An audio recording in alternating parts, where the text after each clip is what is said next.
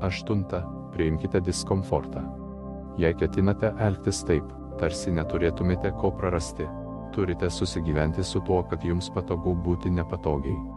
Augimas vyksta už jūsų komforto zonos ribų, o ne joje. Taigi sąmoningai statykite save į situacijas, kurios kelia jums iššūkį, šiek tiek gąsdina, kurios verčia jūs būti daugiau nei esate dabar. Ta akimirka gali būti nepatogu, bet šis diskomfortas ir yra augimo jausmas. Tai jausmas, kai tampama daugiau. 9. Ugdykite pasitikėjimą savimi. Tai bene svarbiausias aspektas.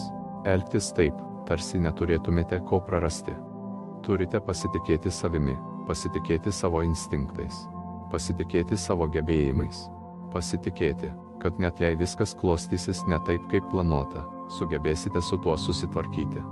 Pasitikėjimas savimi kyla iš pažadų savo laikymosi. Daryti tai, ką sakote, kad darysite susidūrus su savo baimėmis ir iššūkiais. Kuo labiau pasitikite savimi, tuo labiau norėsite imtis drąsių veiksmų. Ir galiausiai, 10. Prisiminkite, kodėl tai darote. Veikti taip, tarsi neturėtumėte ko prarasti, nereiškia neapgalvotumo ar neatsakingumo. Tai reiškia, kad reikia gyventi visapusiškai. Tai reiškia tapti geriausią savo paties versiją. Tai reiškia, kad reikia maksimaliai išnaudoti šį vieną brangų gyvenimą, kuris jums duotas. Taigi, laikykitės savo svarbiausių vertybių. Ir būtinai žinokite, kodėl tai jums svarbu. Užsirašykite jas. Kiekvieną dieną priminkite juos savo. Tegul tai būna varomoji jėga, skatinanti jūs judėti į priekį, kai patampa sunku. Dabar noriu kai ką paaiškinti. Ši kelionė įtraukianti naudotis tyla ir pastoviu veikimu neturint ko prarasti. Tai nėra kelionės tikslas. Tai nėra kažkas, ką pasiekite, ir tada baigta. Tai visą gyvenimą trunkanti praktika, buvimo pasaulyje būdas. Bus dienų, kai tai pavyks, kai kūnijate tylę jėgą ir bebaimį veiksmą.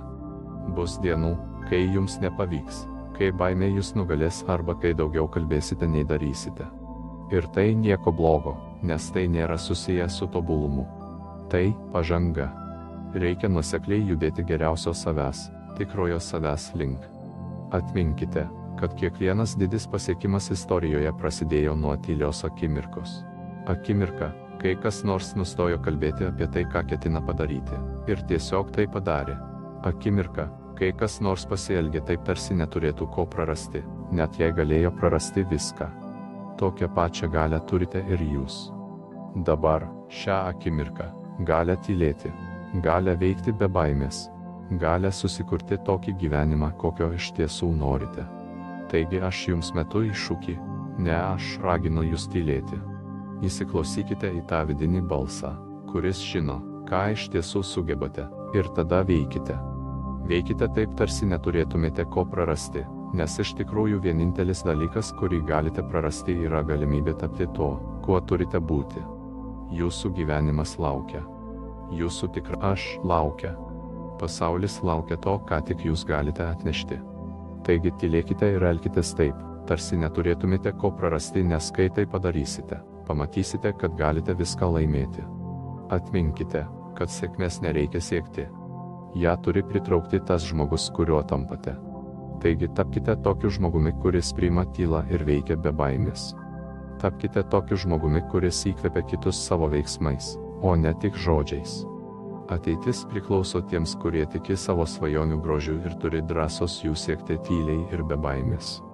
Ar būsite vienas iš jų, pasirinkimas kaip visada, priklauso nuo jūsų. Bet aš tikiu jumis. Tikiu jūsų galimybėmis. Tikiu jūsų gebėjimu priimti tylą ir elgtis taip, tarsi neturėtumėte ko prarasti. Taigi eikite pirmin ir pasinaudokite šią akimirką. Pasaulis laukia jūsų unikalaus indėlio, jūsų ypatingų talentų. Neleiskite, kad kitų nuomonės triukšmas užgožtų jūsų vidinį balsą. Tas balsas žino, ko iš tikrųjų norite, ką iš tikrųjų sugebate.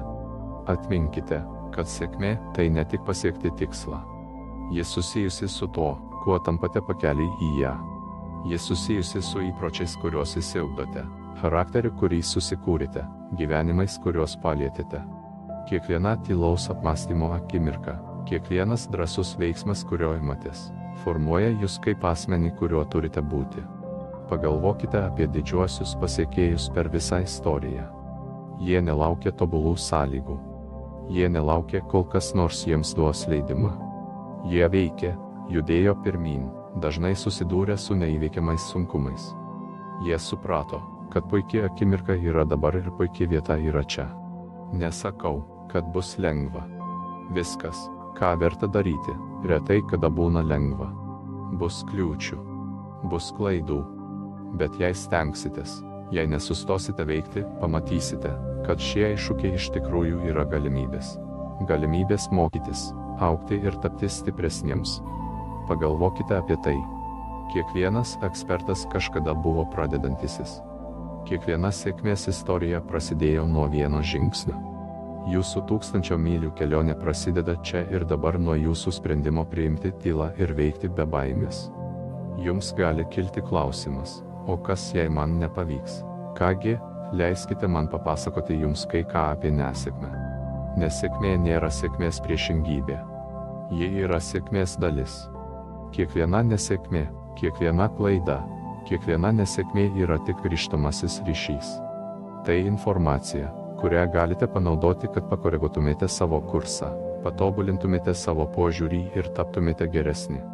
Tiesą sakant, jei jums nepavyksta patirti nesėkmės, tikriausiai nepakankamai stipriai spaudžiate save. Tikriausiai žaidžiate per daug saugiai. O žaisti saugiai gali būti patogu trumpuoju laikotarpiu, tačiau ilgainiui tai rizikingiausia, ką galite padaryti, nes kol jūs stovite vietoje, pasaulis juda į priekį. Taigi raginu jūs pakeisti savo požiūrį į nesėkmę. Užuot žiūrėję į ją kaip į kažką, ko reikia bet kokią kainą vengti, žiūrėkite į ją kaip į būtiną savo kelionės dalį. Priimkite ją, mokykitės iš jos, ir svarbiausia, nepaisant jos, judėkite pirmyn. Dabar kai kurie iš jūsų gali pagalvoti, kad visa tai skamba puikiai, bet nesu tikras, ar esu pasiruošęs tokiems dideliems pokyčiams. Ir į tai aš atsakau. Pradėkite nuo mažų žingsnių. Neprivalote per naktį iš pagrindų pakeisti viso savo gyvenimo. Pradėkite nuo vienos srities. Galbūt tai bus jūsų sveikata. Galbūt tai jūsų santykiai. Galbūt pasirinkite vieną sritį ir pradėkite taikyti šiuos principus. Pabūkite tyloje, skirkite šiek tiek laiko iš tiesų apmastyti, ko norite šioje savo gyvenimo srityje. Tada elkitės taip, tarsi neturėtumėte ko prarasti. Ženkite pirmąjį žingsnį, kad ir koks mažas jis atrodytų. Galbūt tai bus atsibudimas 30 minučių anksčiau, kad galėtumėte mankštintis. Gal tai pagaliau pokalbis, kurį vis atidėliojote. Galbūt užsirašyti į užsiėmimą, kurį visada norėjote lankyti. Kad ir kas tai būtų, padarykite tai. O tada padarykite kitą dalyką. Ir dar vieną. Dar nepastebėjote, kaip įgavote pagreitį. Turėsite įrodymų, kad galite daryti sunkius dalykus, kad galite veikti baimės akivaizdoje. Ir šis įrodymas, šis pasitikėjimas savimi persikels į kitas jūsų gyvenimo sritis. Atminkite, kad kiekvienas didelis pasiekimas, kiekvienas gyvenimą keičiantis momentas prasideda nuo sprendimo. Sprendimo nustoti laukti ir pradėti veikti. Sprendimo nustoti kalbėti ir pradėti veikti. Sprendimas priimti tylą ir veikti taip, tarsi neturėtumėte ko prarasti. Jūs turite tokią galią. Dabar, šią akimirką. Galę priimti tokį sprendimą. Galę pakeisti savo gyvenimo kryptį. Taigi klausiu jūsų, ką darysite su šia galia? Ar leisite ją įslysti, pasiklysti kasdienybės triukšme? Ar pasinaudosite ją naudodami ją savo svajonėms įgyvendinti? Į gyvenimą, kurio iš tiesų norite. Pasirinkimas, kaip visada, priklauso nuo jūsų. Bet aš tikiu jumis. Tikiu jūsų galimybėmis. Tikiu jūsų gebėjimu priimti tylą ir elgtis taip, tarsi neturėtumėte ko prarasti. Dabar pakalbėkime apie jūsų veiksmų poveikį. Kai priimate tylą ir veikiate be baimės, keičiate ne tik savo gyvenimą. Jūs keičiate visų aplinkinių gyvenimus. Jūs rodote pavyzdį. Parodote, kas yra įmanoma. Pagalvokite apie tai. Kai pradėsite taip gyventi, žmonės tai pastebės. Jie pamatys jūsų pokyčius. Jie pamatys jūsų drąsą, ryžtą ir augimą. Ir tai juos įkvėps. Tai privers juos susimastyti. Jei jis gali tai padaryti, kodėl aš negaliu? Matote, mes dažnai nepakankamai įvertiname savo poveikį kitiems. Manome, kad mūsų veiksmai yra nereikšmingi. Tačiau tiesa yra ta, kad kiekvienas mūsų veiksmas, kiekvienas mūsų ištartas ar neištartas žodis, kiekvienas mūsų sprendimas turi poveikį. Jis sukuria bangas, kurios sklinda toli už mūsų ribų. Taigi, kai pasirenkate tylą, o ne beprasmį šnekėjimą, kai pasirinksite veiksmą, o ne atidėliojimą, kai pasirenkate drąsą, o ne patogumą, jūs ne tik keičiate savo gyvenimą, jūs keičiate pasaulį po vieną mažą veiksmą. Dabar noriu atkreipti dėmesį į kai ką svarbaus. Kai kurie iš jūsų gali pagalvoti, bet aš turiu pareigų. Turiu žmonių, kurie nuo manęs priklauso. Negaliu elgtis taip, tarsi neturėčiau ko prarasti. Aš tikrai turiu. Bet yra štai kas. Elgtis taip, tarsi neturėtumėte ko prarasti, nereiškia būti neapdairiam ar neatsakingam. Tai reiškia būti pakankamai drąsiam, kad nepaisant baimės, nepaisant nežinomybės, siektumėte to, kas jums tikrai svarbu. Tiesą sakant, drįsčiau teigti, kad jei nuo jūsų priklauso žmonės, turite dar daugiau priežasčių laikytis tokios mąstysenos.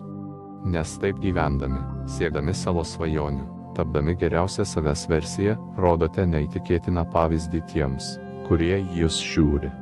Parodysite jiems, kas įmanoma, kai nustosite teisintis ir imsitės veiksmų.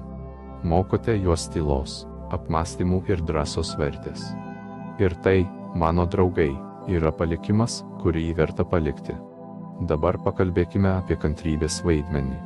Kai pradedate priimti tylą ir veikti be baimės, galite tikėtis greitų rezultatų, ir kartais jų sulauksite. Tačiau dažniau rezultatai ateis pamažu, iš pradžių beveik nepastebimai. Štai čia daugelis žmonių pasiduoda. Jie imasi keletą drąsių veiksmų, nepastebi greitų rezultatų ir daro išvadą, kad tai neveikia. Tačiau taip neįvyksta tikri, ilgalaikiai pokyčiai. Tikrieji pokyčiai labiau primena medžio augimą nei pastato statybą. Kai pasodinate medį, rezultatų iš karto nepamatysite. Ilgą laiką gali atrodyti, kad nieko nevyksta. Tačiau po žemę auga šaknys. Medis įsitvirtina, ruošiasi augti. Ir tada beveik staiga pradedate pastebėti pokyčius. Medis pradeda augti aukštesnis, skleisti šakas. Ir net nepastebėjote, kad turite stiprų, tvirtą medį, kuris gali atlaikyti bet kokią audrą. Jūsų kelionė bus panaši. Iš pradžių gali atrodyti, kad niekas nesikeičia. Bet jei atkakliai stengsitės, jei ir toliau laikysitės tylos ir imsitės bebaimių veiksmų, pradėsite matyti pokyčius. Iš pradžių nedidelius, bet jie augs. Ir galiausiai atsigręšite atgal ir nustebsite, kaip toli nuėjote. Taigi būkite kantrus. Pasitikėkite procesu. Dirbkite toliau net jei nematote greitų rezultatų, nes rezultatai dažnai ateis tokie, kokių niekada nesitikėjote. Dabar aptarkime dar vieną svarbų dalyką. Nuoseklumo galia. Svarbiausia ne jūsų veiksmų intensyvumas. Tai nuoseklumas. Kasdien daryti ką nors pastovaus yra kur kas galingiau nei kartkartėmis daryti ką nors didingo. Pagalvokite apie tai taip. Jei norėtumėte užpildyti didelį stiklainį akmenukais, ar būtų geriau įberti saują akmenukų kartą per savaitę, ar įdėti po vieną akmenuką kasdien? Laikui bėgant, kasdien įberiamas akmenukas greičiau ir patikimiau pripildytų stiklainį. Tas pats galioja ir jūsų gyvenime. Nuoseklūs kasdieniai veiksmai, kad ir kokie maži jie būtų, jie gali atrodyti maži, ilgainiui lemia didžiulius pokyčius. Taigi sutelkite dėmesį į nuoseklumą. Tylą ir bebaimį veikimą paverskite kasdieniu įpročiu, o ne tik tuo, ką darote, kai jaučiate. Atminkite, kad įkvėpimas yra trumpalaikis. Motyvacija ateina ir praeina, bet įpročiai lieka su jumis. Jie tampa dalimi to, kas esate. Taigi stenkitės, kad šis mąstymas taptų įpročiu. Praktikuokite jį kasdien dideliais ir mažais būdais. Dabar noriu pakalbėti apie tai, kas iš pradžių gali atrodyti prieštaringai. Apie šventimo svarbą. Kai kalbame apie tylėjimą ir elgimąsi taip, tarsi neturėtume ko prarasti, Gali atrodyti, kad nėra vietos šventimui. Tačiau tai negali būti toliau nuo tiesos. Labai svarbu švęsti savo pergalės, kad ir kokios mažos jos būtų. Tai sustiprina elgesį, kurį norite tęsti. Tai stiprina jūsų pasitikėjimą savimi. Tai primena, kad darote pažangą, net jei kelionė atrodo sunki. Taigi švęskite savo pergalės. Ar priėmėte tylą, užuot užpildę orą beprasmiškais pokalbiais? Švęskite tai. Ar žengėte mažą, bet bauginantį žingsnį savo tikslų link? Švęskite tai. Ar įveikėte baimę ir padarėte tai, ką vis atidėliojote? Tikrai švęskite tai. Šios šventės nebūtinai turi būti didelės ar sudėtingos. Užtenka akimirkos, kai tyliai pripažįstama nedidelio skanėsto ar pasidalėjimo laimėjimu su palaikančiu draugu. Svarbu pripažinti ir įvertinti savo pažangą. Dabar, artėjant mūsų pokalbio pabaigai, noriu pasidalinti su jums paskutinę mintimi. Ši kelionė, į kurią lydotės, ši tylos ir bebaimio veikimo kelionė, tai ne tik tikslų siekimas ar tapimas sėkmingu tradicinė prasme. Ji susijusi su tuo, kad taptumėte visavertiškesni.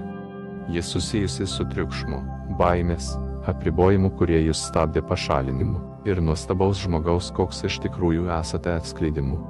Nes tiesa yra tokia. Jūs sugebate daug daugiau nei įsivaizduojate. Turite dovanų, talentų, idėjų, kurių reikia pasauliui. Tačiau tos dovanos gali atsiskleisti tik tada, kai norėsite patylėti, įsiklausyti į savo vidinį balsą ir drąsiai veikti siekdami savo svajonių. Taigi, mano draugai, metu jums iššūkį. Ne, aš jūs raginu. Būkite tylūs. Įsiklausykite į tą vidinį balsą, kuris žino, ką iš tiesų sugebate. O tada veikite. Veikite taip, tarsi neturėtumėte ko prarasti. Nes kai tai padarysite, pamatysite, kad galite laimėti viską. Visiškai nugyventą gyvenimą, visiškai realizuotą save pasaulį, nors truputį pasikeitusi dėl jūsų buvimo jame. Tokia yra tylos ir bebaimio veikimo galia. Tai galia, kurią turite savyje. Eikite pirmyn, tylėkite. Veikite be baimės ir stebėkite, kaip jūsų gyvenimas pasikeis taip, kad niekada nemanėte, kad tai įmanoma. Galia slypi jumyse.